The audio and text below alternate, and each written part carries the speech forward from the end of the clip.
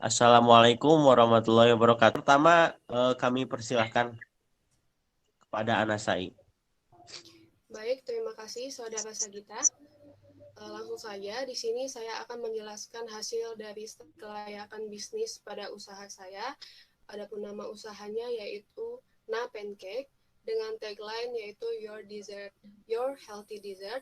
Maknanya adalah Na Pancake merupakan pancake buah yang sehat bagi konsumen. Lalu bidang usaha Na Pancake adalah manufaktur karena Na Pancake merupakan perusahaan yang mengolah bahan mentah yaitu bahan baku menjadi barang jadi yaitu pancake yang siap untuk dijual pada konsumen.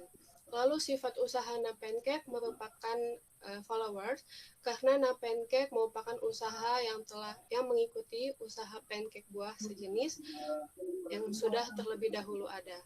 Lalu manfaat usaha Na Pancake adalah bagi konsumen, Na Pancake bermanfaat karena Na Pancake merupakan pancake buah yang sehat, enak, menarik, dan juga harganya terjangkau. Lalu bagi masyarakat, bermanfaat bagi menciptakan lapangan pekerjaan. Lalu bagi pemilik diharapkan selain mendapatkan keuntungan, Na Pancake ini juga untuk pembelajaran bagi berbisnis. Adapun dari aspek pasar, nah Pancake ini bentuk pasar dari sisi produsen yaitu pasar monopolistik.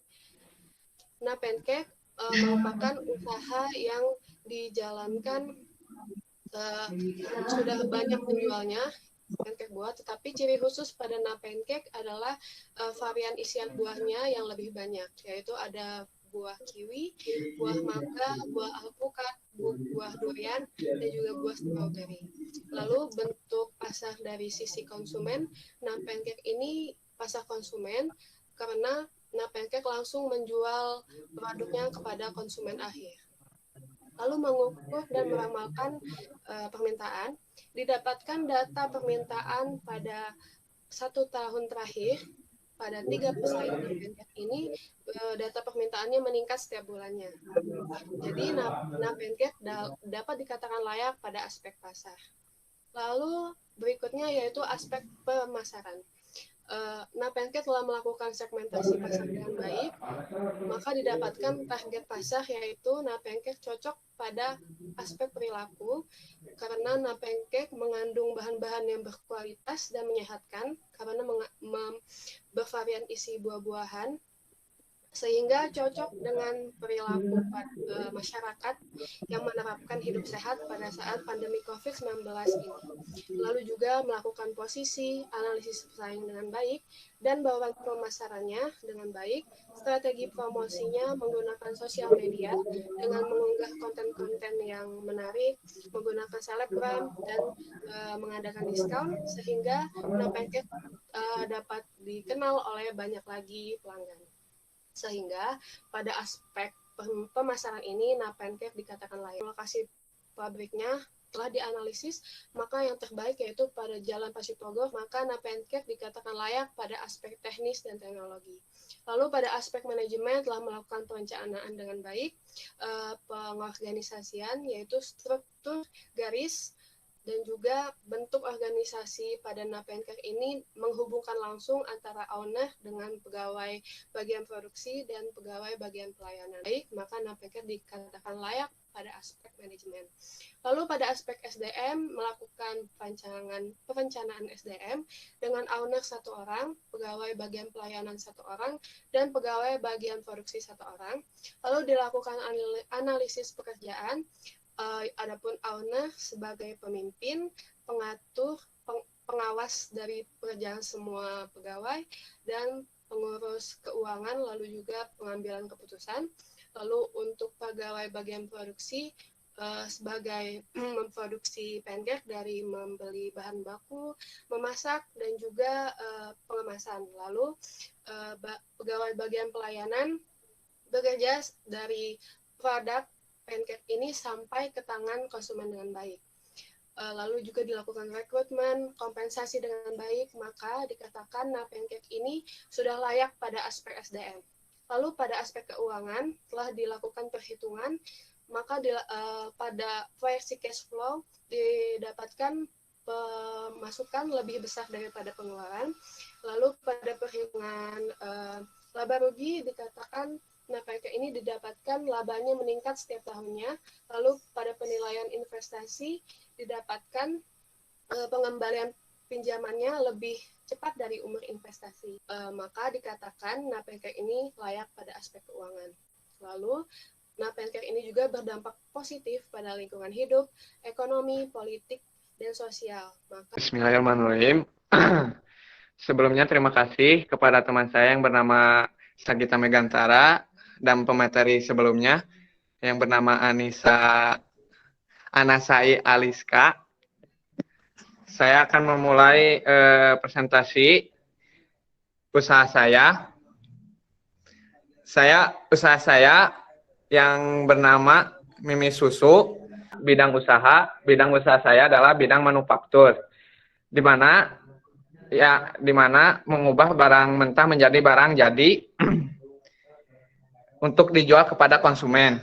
Usaha yang saya jalani ini bernama Mimi Susu, bergerak di bidang kuliner, yaitu berupa minuman atau susu sapi murni. Tidak hanya susu murni saja, tapi ada rasa coklat, kopi, jeruk, melon, taro, stroberi, lemon, dan anggur.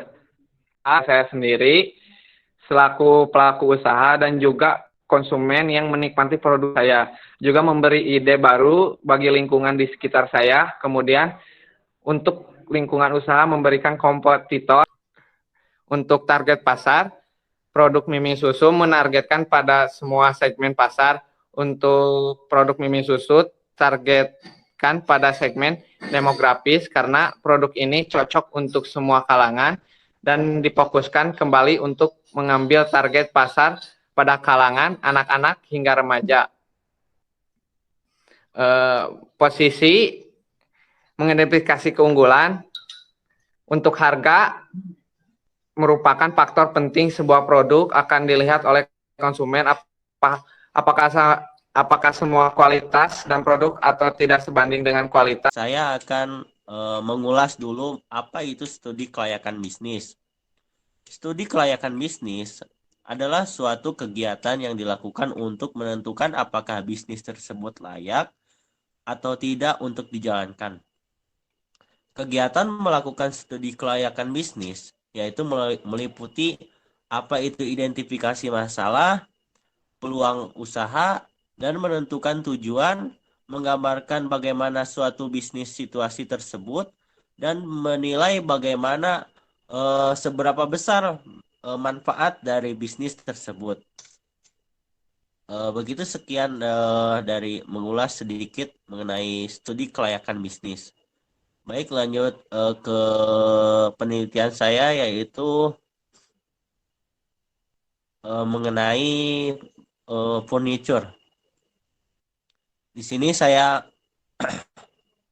akan memaparkan hasil dari tugas akhir saya. Yang pertama yaitu nama usaha.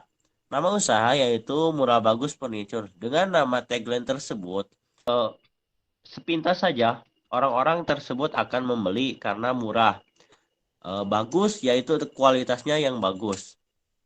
Dan furniture yaitu sejenis barang yaitu seperti lemari, meja, kursi, sofa, dan lain-lain. Yang kedua yaitu bidang usaha. Usaha Murah Bagus Furniture yaitu merupakan jenis usaha di bidang furniture. Karena usaha ini seperti mengolah kayu, kayu jati, manglit, dan lain-lain dengan memproduksi suatu karya seni seperti lemari, meja, rak TV, dan lain-lain. Yang ketiga yaitu sifat usaha. Adapun sifat usaha dari Murah Bagus Furniture yang tersebut yaitu followers. Karena jenis usaha ini merupakan jenis usaha yang sudah ada di Kabupaten Garut. Namun belum ada di kalangan atau lingkungan saya, tempat tinggal saya, dengan mayoritas pekerja masyarakat. Murah Bagus memiliki keunikan tersendiri yaitu keunggulan dan yang berkualitas, bervariasi, serta motif yang sangat menarik untuk dibeli. Yang keempat yaitu deskripsi usaha. Usaha ini bertujuan yaitu mengembangkan bisnis furniture di daerah Garut. yang kini menjadi buah bibir di masyarakat dengan sifat branding pada setiap usaha atau indukan mampu memberikan banyak jenis dan harga yang relevan karena dengan bandrol yang murah maka itu menjadi suatu ketertarikan konsumen untuk membeli bisnis furniture tersebut. Manfaat usaha melayani setiap konsumen dari kalangan usia remaja hingga dewasa, membuka lapangan pekerjaan baik itu di masyarakat sekitar maupun lokal ataupun luar. Lanjut kepada aspek bentuk pasar dari sisi produsen. Setelah mengetahui tentang aspek-aspek pasar produk yang saya bawa, yaitu termasuk ke pasar dari sisi konsumen, dan di dalamnya adalah pasar persaingan sempurna, di mana produsen dan konsumen itu banyak menjual jas atau tinggi karena tergantung dari bahannya tersebut.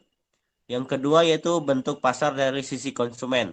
Sedangkan dilihat dari sisi konsumen, Murah Bagus Furniture termasuk dalam keadaan pasar konsumen karena pasar konsumen sendiri ialah pasar yang menjual barang atau jasa kepada konsumen akhir untuk langsung membudidayakan oleh konsumen. Yang ketiga, mengukur meramalkan permintaan. Berikut ini merupakan data series untuk meramalkan tersebut. Bisnis furniture yaitu dalam tabel ini merupakan layak.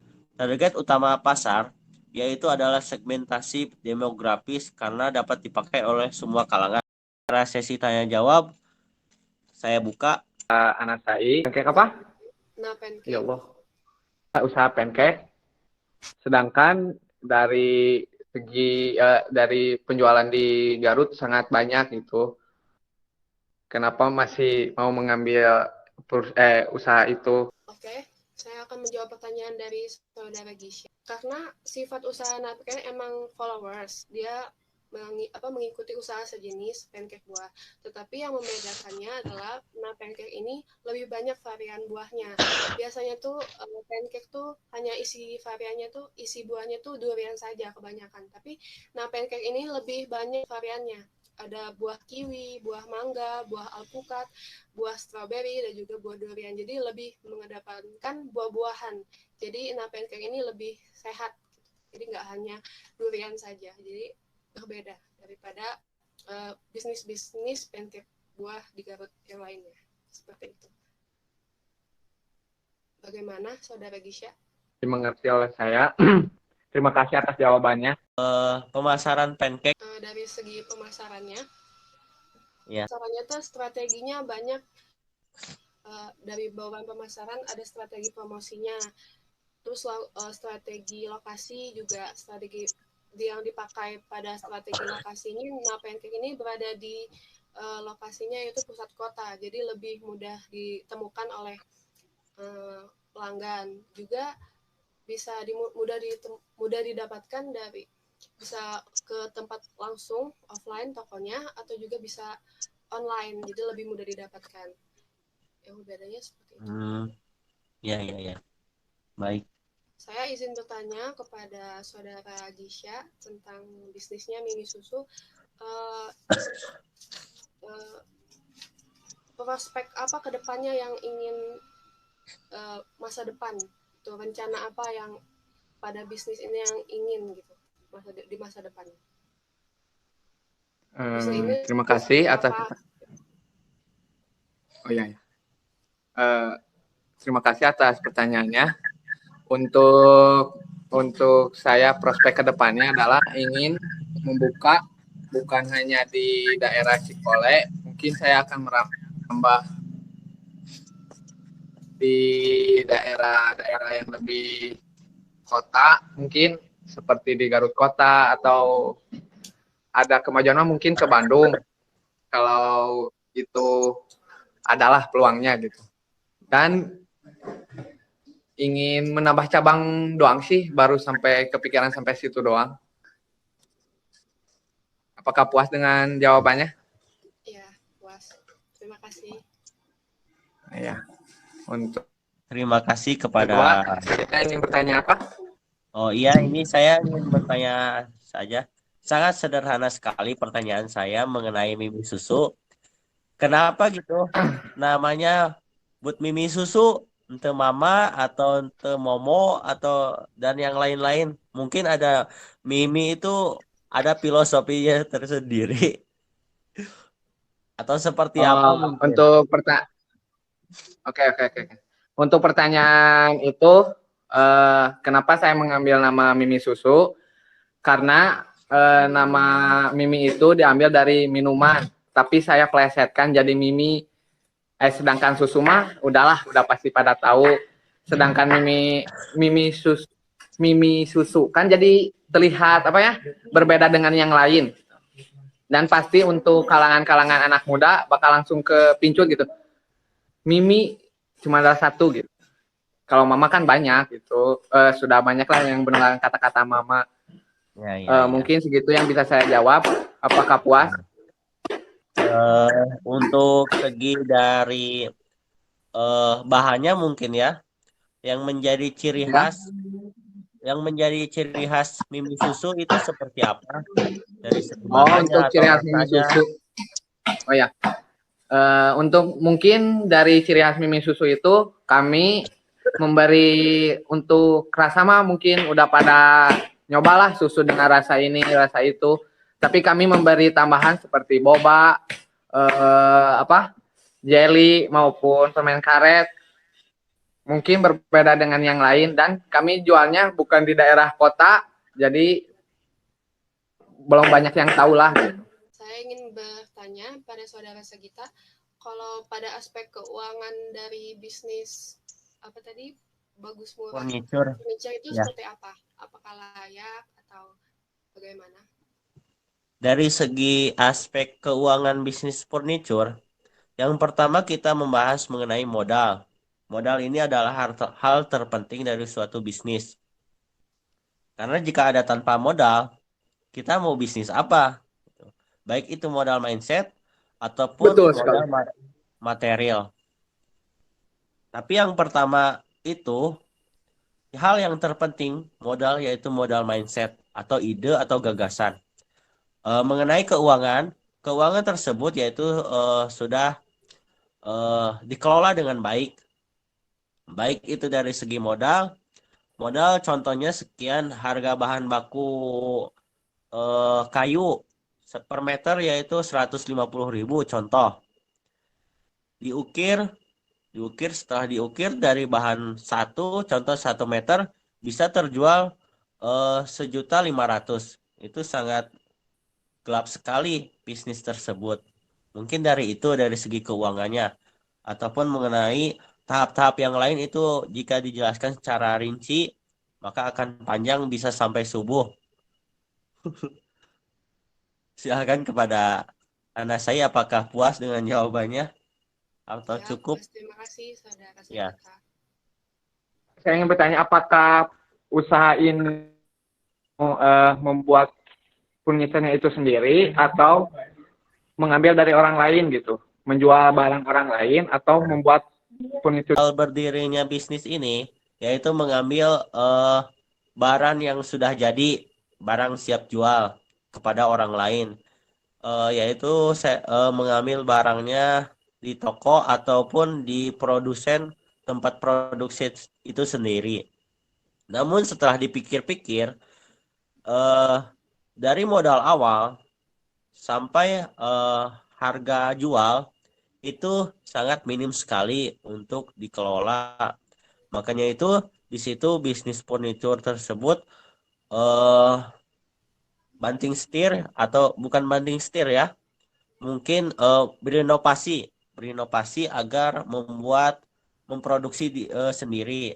Dengan awalnya memproduksi sendiri itu bisa 2 kali lipat profit atau laba yang kita hasilkan dibandingkan dengan mengambil barang di orang lain. Awalnya itu mengambil barang di orang lain, cuma setelah dipikir-pikir lebih baik memproduksi sendiri gitu, Saudara Gisa.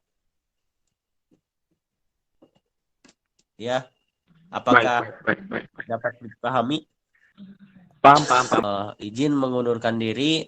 Billahi taufiq wal hidayah. Wassalamualaikum warahmatullahi wabarakatuh.